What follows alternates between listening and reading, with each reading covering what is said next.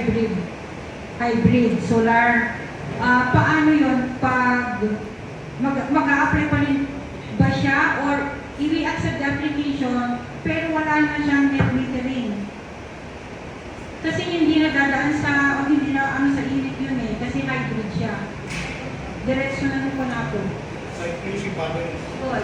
Because the hybrid will use batteries. Usually, correct. May I request our electrical engineers here to explain further about solar with regards to hybrid and on-grid in off-grid natan or hybrid. Hybrid, di ba yung on-grid? Kung electrical engineers tayo, please enlighten us. Thank you. Before that, may we acknowledge the presence of our good engineers from INEC, Engineer Mario Angelo Mendoza, Engineer Mark Arcartado, and Engineer Jenner Pablo. On the way. So thank you for sharing your time for this meeting, gentlemen. May nagkisama ako. Kaya nagtutulo, narinig may nagkisama. So,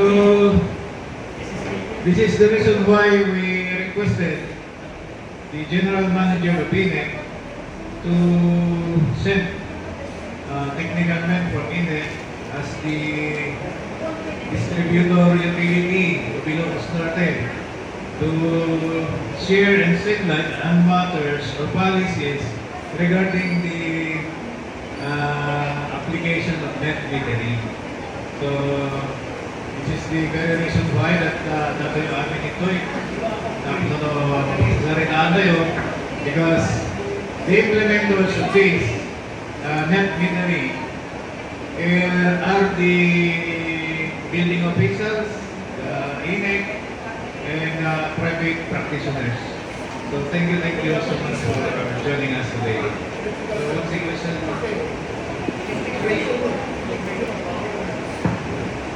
May I request Engineer Eli to explain further about off-grid and on-grid solar application engineer, please. Yes, sir. Good morning. Sir, for alas ito yung mga awatan ma'am. Ililuman. Hybrid ma'am is set up the solar panel ng mga bilang Pascal, the panel board. Nabaling na sarili na through batteries and then yung metering ma'am is staggered tayo di ba na i-set up na.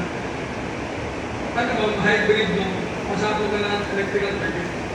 Kasi ang natasunod yung existing na circuit, hindi nilagay na yun. Ang permit na permit.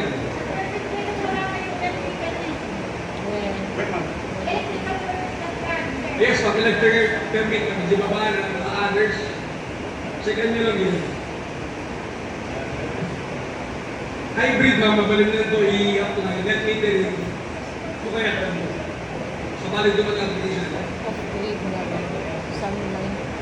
Okay, i-double lang klaro niyo yung pag-engineer.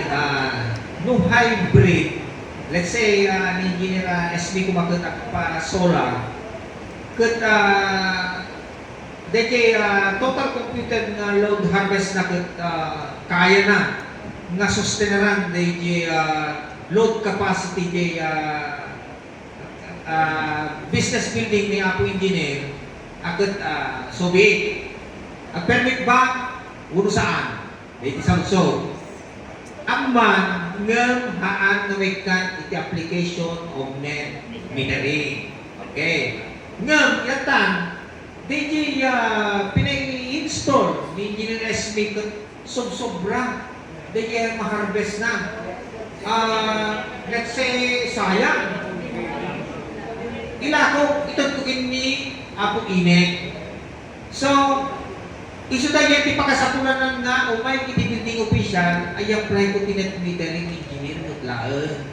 So, if may less medyo opisina, ini-cut application, tapos stakat iso iti legal documents na mapankit ni Apo Distribution Utility, di ba engineer? So, kasi ano ba engineer, difference sa jay, grid type natin mga engineer. Tapno no kasta, DJ Metro magdama, standard na metro ni Apo Engineer, mabaliwan iti by directional. Kaya nangasawan, DJ maharvest mo sobrang ka or jay sobra kini kasjay the explanation na nukwa kakadwa. Otherwise, ang dapat kayo ngayon ni ako inek ngayon, pwede ginawag tak isupra subject to matter time sa teori.